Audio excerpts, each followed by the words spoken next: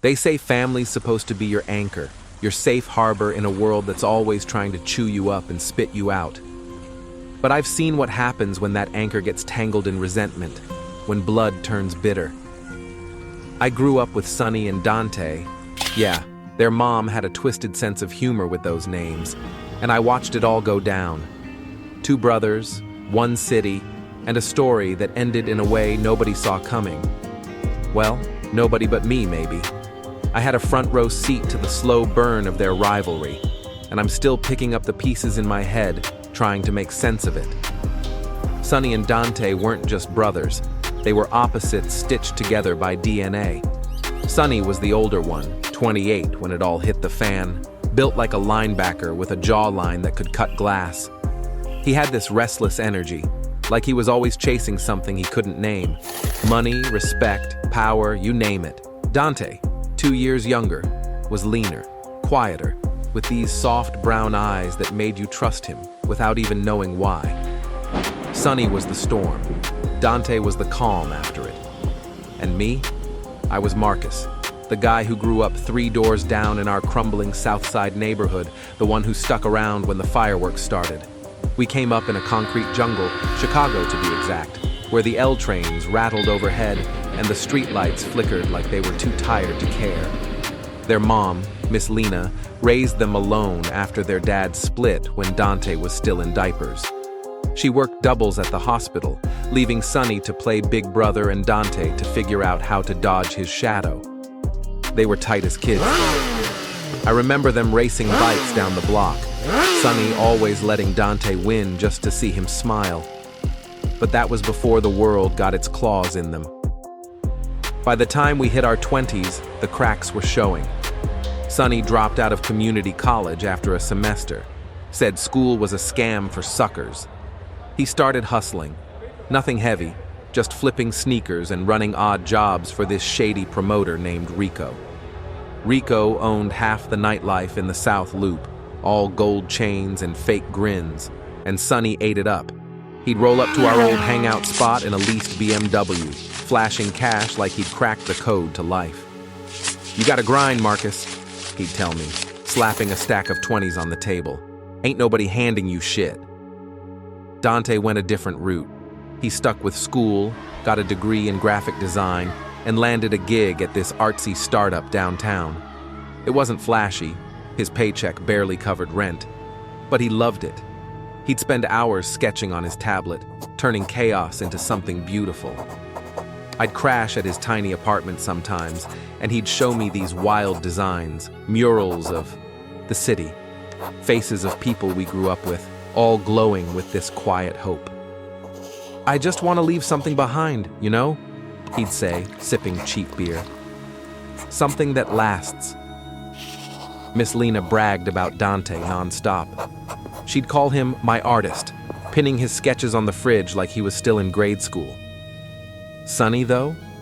She'd just sigh and say, "That boy's gonna learn the hard way." It wasn't that she didn't love him, she did, fiercely. But Sonny's hustle didn't fit her idea of success. And Sonny felt that, deep. Every time she praised Dante, you could see his jaw tighten, his eyes go dark. I don't think Dante even noticed. He was too busy being himself. The real trouble started last summer, when Rico threw a curveball. He'd been watching Dante's designs online. Dante posted them on Instagram, where he'd built a decent following, and he saw dollar signs. Rico wanted Dante to design a mural for his new club, Eclipse, this over-the-top spot with velvet ropes and bottle service. He offered $5,000 up front, plus a cut of the opening night profits. For Dante, it was a dream gig. Exposure, cash, a chance to get his art out there. For Sonny, it was a gut punch. See, Sonny had been Rico's go-to guy for months, running errands, hyping the club, even designing some basic flyers on his phone. He thought he was Rico's right hand, but Rico never gave him the big jobs. When Rico tapped Dante instead, Sonny lost him. I was there when he found out. Me, Sonny, and a couple other guys shooting pool at this dive bar on 47th. Dante texted me a pic of the contract, all excited, and I showed Sonny. His face went stone cold. He don't even know Rico, Sonny muttered, chalking his cue so hard it snapped. I put in the work, and this kid just waltzes in. I tried to smooth it over. It's just art, man. Rico's still your guy. But Sonny wasn't hearing it. He stormed out, tires squealing as he peeled off in that damn BMW. I should have known then it was the beginning of the end. Over the next few weeks, Dante threw himself into the mural. He'd sketch late into the night, texting me updates, swirls of neon, silhouettes of dancers, the Chicago skyline bleeding into the stars. Rico loved it, kept hyping Dante up, even had him meet some investors. Meanwhile, Sonny started pulling away. He'd dodge my calls, ghost our usual spots. When I did see him, he'd be wired, eyes bloodshot, ranting about how Dante was stealing his shine. I'd tell him, he's your brother, not your enemy, but it was like talking to a brick wall. The breaking point came at Eclipse's opening night. September 15th, a Friday, humid as hell, the kind of night where the air sticks to your skin. The club was packed, strobe lights slicing through the crowd, bass thumping so hard you felt it in your chest. Dante's mural stretched across the main wall, 20 feet of pure fire, glowing under black lights. People couldn't stop staring, snapping pics, tagging him online. Rico had Dante up front with him, introducing him to VIPs, calling him the future of the scene. Dante was beaming, shy but proud, soaking it in. Sonny showed up late, decked out in a black leather jacket and too much cologne. I saw him push through the crowd, his eyes locked on Dante. I grabbed his arm, tried to play buffer. Chill, man. It's a good night, I said. He shook me off, grabbed a drink from the bar and downed it in one go. Then he made his move. He marched up to Dante, right in front of Rico and some suit and a Rolex. So this is it, huh? Sonny shouted over the music, voice dripping venom. You think you're hot shit now? Dante blinked, confused. Sonny, what are you? But Sonny cut him off, shoving him hard enough to make him stumble. The crowd parted, phones coming out, filming. Rico stepped in, barking at Sonny to back off, but Sonny swung at him too, wild, sloppy. Security swarmed, dragging Sonny out as he yelled, I made this place!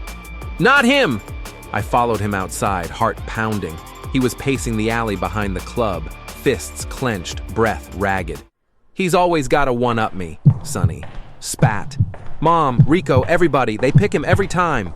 I grabbed his shoulder. Your brother, Sonny. This ain't worth it. He looked at me, eyes hollow, and said, You don't get it, Marcus. He's taking everything. I thought that was the worst of it. I was wrong. 2 nights later, Dante went missing. He texted me around midnight, said he was heading to the studio to finish some edits. Be safe, I'd replied, half asleep. He never made it home. Miss Lena called me at dawn, frantic, and I bolted to their place. We filed a report, searched the streets, called everyone we knew. Nothing. For 3 days, nothing. Then they found him. Cops pulled his body from the river near the old warehouses, beaten bad, face swollen, ribs cracked, hands bruised like he'd fought back. The coroner said he'd been dead since that first night, dumped like trash. Miss Lena collapsed when they told her, a wail I'll never unhear. I stood there, numb, staring at the water, knowing who did it before they even said it. Sonny turned himself in the next day, walked into the precinct, hands up, confessed flat out. I didn't mean to kill him, he said, voice breaking on the footage they played on the news. We argued, it got out of hand. I just wanted him to feel what I felt. They'd met up by the river, Sonny luring him there with some bullshit about talking it out. It wasn't planned, he swore. Just a flash of rage, fists, a brick, then panic when Dante stopped moving. He'd cried as he dragged Dante to the water, thinking it'd hide what he'd done. The trial was quick. Sonny took a plea. 2nd-degree murder, 25 to life. He didn't fight it, didn't even look up when they sentenced him. Miss Lena sat in the back, silent, shrinking into herself. I testified, told them everything I'd seen, every warning I'd missed. It didn't change a damn thing. Now it's March, 6 months later, and I'm still here, walking these same streets. Eclipse shut down, Rico skipped town after the headlines, and Dante's mural's just a ghost under layers of graffiti. Miss Lena barely leaves the house. I bring her groceries, sit with her sometimes, but she's a shell. Sunny writes me from prison, short letters, sorry, regrets. Tell Mom I love her. I don't know if she'll ever read them. Me, I keep replaying it. Could I have stopped Sunny that night at the club? Should I have dragged Dante home instead of letting him go to the studio? I see them both in my head, Sunny's fire, Dante's light. And I wonder where it went wrong. Was it Rico? Miss Lena's pride? Or was it always there, that seed of envy waiting to bloom? They say Cain killed Abel because God liked Abel's offering better. In our story, it wasn't God, just a city, a club, a mother's love tilted one way too far. Sunny couldn't stand being second, and Dante paid for it. I'm left picking through the wreckage, trying to tell it right, to keep them alive somehow. Because if I don't, who will? Some stories end loud, with sirens, shouts, or a slamming door. Others end quietly, like a candle burning out at dawn. But all of them leave something behind. A question, a scar, a prayer. I fold this one away, not to forget, but to remember that even in the ashes, God still speaks. Until next time, my name is Gilbert, and I am the listener.